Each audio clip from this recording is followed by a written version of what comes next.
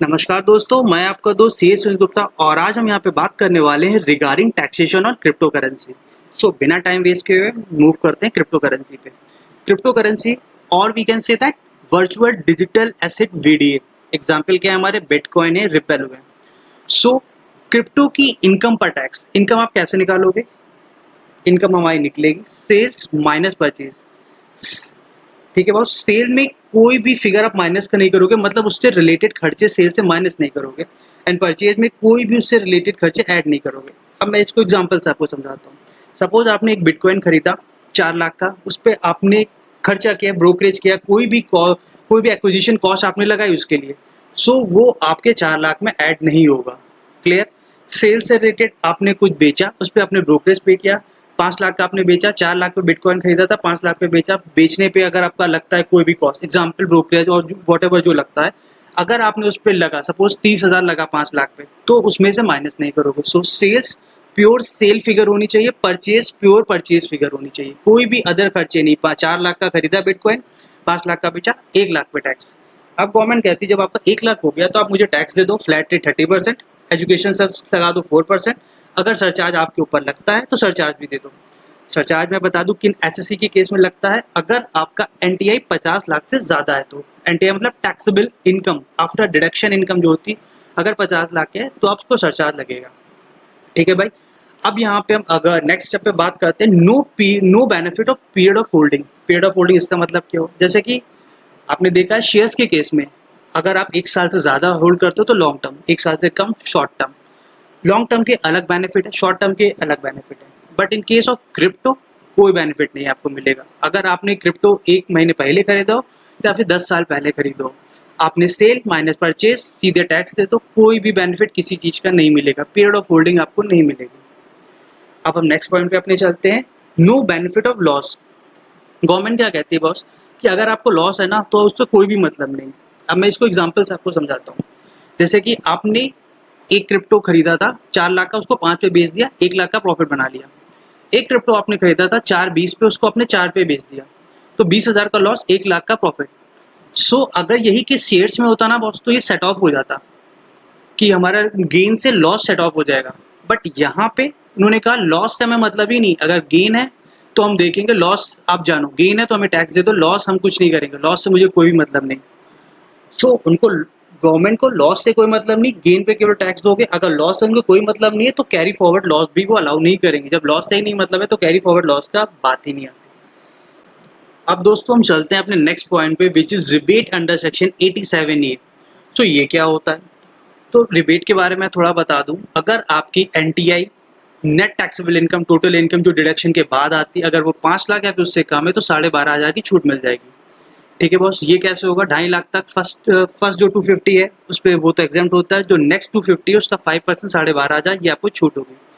सो मैं यहाँ पे एग्जाम्पल में लेता हूँ, NTI from all source of income ₹5 lakh, जो इंक्लूड करता है हमारा प्रॉफिट क्रिप्टो से 1 लाख। जो हमारा एग्जाम्पल था ना, 5 लाख पे बेचा, 4 लाख का खरीदा था, 5 पे बेचा, 1 लाख का प्रॉफिट, ये इंक्लूड करता है। एनटीआई फ्रॉम ऑल सोर्स का मतलब salary, house property, PGBP, capital gain and income from other sources 5 lakh. So हमको यहाँ पे मिल जाएगी छूट 12,500 की। बट हमारे क्रिप्टो पे टैक्स जो लगेगा, टैक्स ऑन क्रिप्टो 1 लाख पे, वो मैं सिंपल कैलकुलेशन के लिए 30% रख रहा हूँ। एजुकेशन से सरचार्ज अकॉर्डिंगली कैलकुलेट हो जाएगा जब भी आप कैलकुलेशन करोगे। सो 30% 1 लाख का 30,000 हो गया। ये 12,500 हमारे जो छूट मिलेगी, जो आपको रिबेट है, इसको माइनस करने के बाद 17,500 बचेगा। फिर जो भी टीडीएस आपका कटा होगा, जो कटेगा 1% अंडर सेक्शन 194, वो माइनस करके नेट आपको पे करना होगा गाइस। ठीक है? अगर आपको कोई भी चीज़ समझ नहीं है तो प्लीज़ कमेंट करिएगा, हम आपकी प्रॉब्लम को रिजॉल्व करने की कोशिश करेंगे। अगर आपको हमारी मेहनत अच्छी लग रही तो वीडियो को लाइक करिएगा, कमेंट करिएगा, शेयर करिएगा, चैनल को सब्सक्राइब करिएगा। और अभी मेरे पार्टनर आपको समझाएंगे कि इसका ट्रीटमेंट हम कैसे करेंगे रिटर्न में। ठीक है guys? So thank you very much. जय हिंद। तो फ्रेंड, जैसा कि अभी आपको मेरे पार्टनर ने सारे बेसिक्स बताए क्रिप्टो के टैक्सेशन के, अब वो प्रैक्टिकली आप रिटर्न में जाके कैसे करेंगे, चलिए हम सीख लेते हैं। आईटीआर 2 और 3 में, आईटीआर 1 और 4 मैंने क्यों नहीं बोला, आईटीआर 1 में कैपिटल गेन को आपको अकाउंट फॉर करने का ऑप्शन नहीं आता है, एंड आईटीआर 4 प्रिजम्पटिव इनकम के लिए होता है, तो उसमें भी वो ऑप्शन नहीं होता। तो हम सीधा चलते हैं ITR 2 फाइल करने के लिए। आप देख सकते हैं, आपको स्क्रीन पे दिख रहा होगा ITR का पेज। मैंने असेसमेंट ईयर 23-24 सिलेक्ट किया है। ऑनलाइन मोड पे मैं क्लिक करूंगी, कंटिन्यू किया, स्टार्ट न्यू फाइलिंग पे हम जाएंगे, इंडिविजुअल सिलेक्ट करेंगे एंड देन हम करेंगे कंटिन्यू। अब उसके बाद हम ITR 2 सिलेक्ट करेंगे एंड प्रोसीड। तो जैसे हम प्रोसीड करेंगे, लेट्स गेट स्टार्टेड पे क्लिक करेंगे तो हमारे पास एक टैब ओपन होगा। उसमें हमें ये टिक करना होगा, taxable income is more than basic exemption. उसके बाद हमें जाना होगा इनकम के हेड में एंड आपको स्क्रॉल डाउन करके शेड्यूल वीडियो पे क्लिक करना होगा, क्योंकि बाय डिफॉल्ट वो क्लिक नहीं होता है। आप इसको कर दीजिए कंटिन्यू। कंटिन्यू करने के बाद आपको यहाँ पे से सब कुछ स्किप करना होगा, स्किप द क्वेश्चंस। उसके बाद आप देखेंगे आपके पास एक पूरा टैब ओपन हो चुका है। अब उसके बाद हम जाते हैं अपना शेड्यूल वीडियो में। आप देख सकते हैं आपके सामने स्क्रीन पे शेड्यूल वीडियो है, आप इस पे क्लिक कीजिए। आपको यहाँ पे कुछ नहीं है इतना बड़ा रॉकेट साइंस, आपको नॉर्मली अपनी यहाँ पे डिटेल्स डालनी है। जैसे आप देख सकते हैं आपको क्या चाहिए, date of acquisition, date of transfer. आपको कैपिटल गेन के अंदर ही कंसिडर होता है शेड्यूल 2 में, तो वो बाय डिफॉल्ट आएगा, आप उसको मॉडिफाई नहीं कर सकते। फिर आपको डालना होगा कॉस्ट ऑफ एक्विजिशन, जो भी अमाउंट आपको रिसीव हुआ है आफ्टर सेलिंग द सेम, और ये आपका बाय डिफॉल्ट पिक करेगा। तो चलिए एक एग्जांपल लेते हैं। जैसे मैं cost of date of acquisition डालती हूँ लास्ट ईयर की। लेट सपोज हमने खरीदा था जुलाई 6 को एक क्रिप्टो और हमने उसको सेल आउट किया फेब 1 को, और मेरी कॉस्ट थी 50,000 और मुझे कंसिडरेशन रिसीव हुआ 1.5 लाख। तो आप देख पाएंगे कि बाय डिफॉल्ट मेरा 1 लाख इनकम इसमें ऐड हो गई। अब मैं इसको करूंगी ऐड। तो आप अगर चाहें तो आप एक और चीज मैं आपको लॉस के केस में भी दिखा देती हूँ, क्या वो लॉस लेगा या नहीं, ताकि आपने जो अभी सुना वो आप जस्टिफाई कर पाए कि ये होता है या नहीं, कि लॉस उसमें कुछ अलाउड नहीं होता। Date of acquisition let suppose October 3 और ट्रांसफर है मेरा जनवरी 11, और मेरी कॉस्ट थी सपोज कीजिए 1 लाख और मैंने उसको बेचा है 80,000 का, तो मेरा हुआ 20,000 का लॉस। पर आप देखेंगे इसको वो 0 ले रहा है। आप इसको कीजिए ऐड, आप देखेंगे इसके अंदर क्लियरली 1 लाख जो इनकम थी वो उसने कंसिडर कर ली, पर 20,000 का लॉस उसने 0 दिखाया, क्योंकि गवर्नमेंट कहती है हम नहीं मानते क्रिप्टो में कुछ लॉस होता है। हाँ प्रॉफिट है, आप उस पर टैक्स दीजिए at the rate of flat rate 30%। हम इसको करेंगे कंफर्म। कंफर्म करेंगे। आप अगर देखिए इस पे फ्लैट रेट 30% होता है, वो आपको कहाँ से पता चलेगा, स्पेशल रेट ऑफ टैक्स है। आप नीचे इसी शेड्यूल में जाएंगे, आपको दिखेगा शेड्यूल स्पेशल इनकम, आप इसके अंदर क्लिक कीजिए। एक टैब ओपन होगा जहाँ पे आपको दिखेगा कि आपका वीडीए स्पेशल रेट से टैक्सेबल है।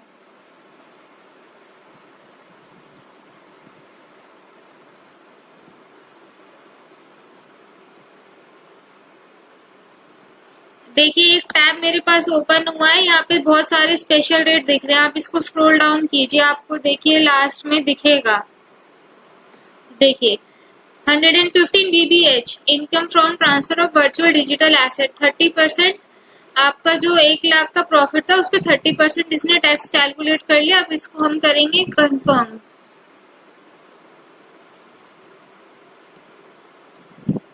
उसके बाद हम जाते हैं अपने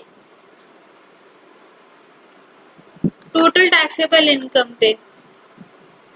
हम टोटल टैक्सेबल इनकम पर गए,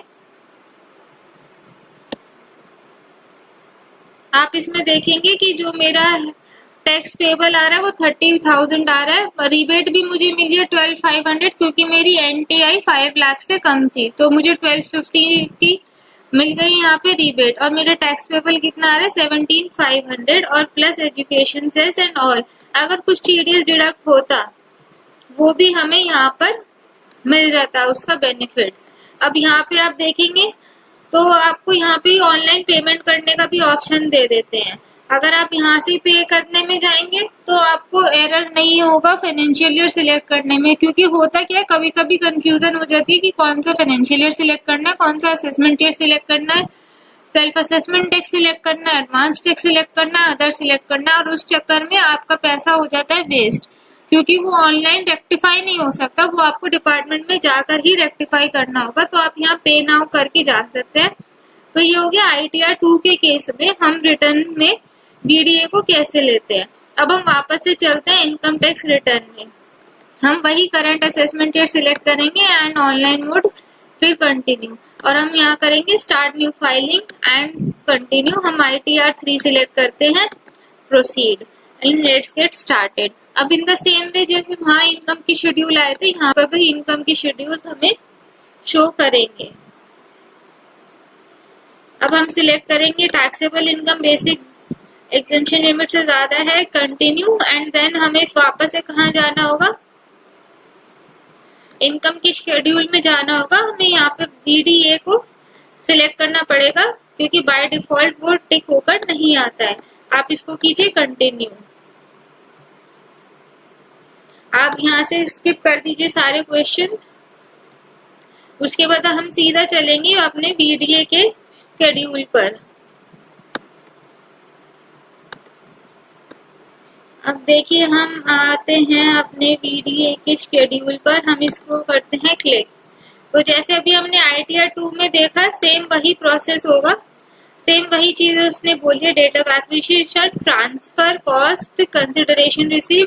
उस आपने नोटिस किया होगा ITR 2 में ये चीज लॉक थी, पर इसमें आपको 2 ऑप्शन दे रहा है। अगर आपने एज इन्वेस्टमेंट क्रिप्टो खरीदा था तो आप उसको कैपिटल गेन कंसिडर करेंगे, पर आप ट्रेडिंग के पर्पज से आप खरीदते हैं बेचते हैं, यही आपका काम है, वो आप बिजनेस इनकम उसको कंसिडर करेंगे। पर दोनों में कोई डिफरेंस नहीं है, टैक्सेशन इज सेम, पर ट्रीटमेंट अलग है कि आप उसको कैसे ट्रीट करते हैं। तो उसमें इस केस में आप यहाँ पे अगर बिजनेस इनकम डालेंगे, आपने 1 लाख का खरीदा, 2 लाख का बेचा, तो आपकी इनकम 1 लाख ही होगी जैसे पहले हो रही थी। आप इसको ऐड कर दीजिए। अब इसमें हम सिलेक्ट करेंगे कुछ भी, जैसे दिसंबर में मैंने खरीदा, बिजनेस है तो मैं जल्दी जल्दी खरीद रही हूँ, मैं बेच रही हूँ, मैंने जनवरी में सेल आउट कर दिया। अब मैं इसको कर रही हूँ ऐड, तो मेरा ये एक ऐड हो गया। अब मैं आपको ऐसी लॉस का भी ऐड करके दिखा देती हूँ। सपोज कीजिए मैंने जनवरी में खरीदा और जनवरी में ही मैंने 20 दिन बाद उसको बेच दिया, और वो मेरी बिजनेस है क्योंकि मैं उसमें रेगुलर ट्रेड कर रही हूँ। तो मैं यहाँ पे लूंगी लेट सपोज 80,000, पर मुझे उसके लिए मिला 60,000, तो ये मेरा हो गया लॉस। पर आप देखेंगे यहाँ पे वो 0 ही पिक कर रहा है। तो इनकम ट्रीट एज इन्वेस्टमेंट या कैपिटल गेन या बिजनेस इनकम से टैक्स ट्रीटमेंट में कोई फर्क नहीं आएगा। ओनली ये आप किस तरीके से ट्रीट कर रहे हैं, आप इनकम टैक्स को बता रहे हैं, बस यही फर्क है। आपका सेम वे में वही चीज, सब कैलकुलेशन सब वही रहेगी। स्पेशल रेट ऑफ टैक्स 30% ही रहेगा। 5 लाख से कम है तो आपको रिबेट मिलेगी, और से सारा प्रोसेस वही सेम रहेगा। आपका स्पेशल रेट ऑफ टैक्सेशन में ये चीज शो करेगी, और आप बाद में जाके रिबेट भी ले सकते हैं। तो बस यही था आपको प्रैक्टिकल एक्सप्लेनेशन थोड़ा सा। आई होप आपको हमारे एफर्ट्स पसंद आए। Thank you so much. हम आगे भी आपके लिए ऐसी नॉलेजेबल वीडियोस लाते रहेंगे ताकि आपकी लाइफ और सिंप्लीफाई हो सके। Thank you so much.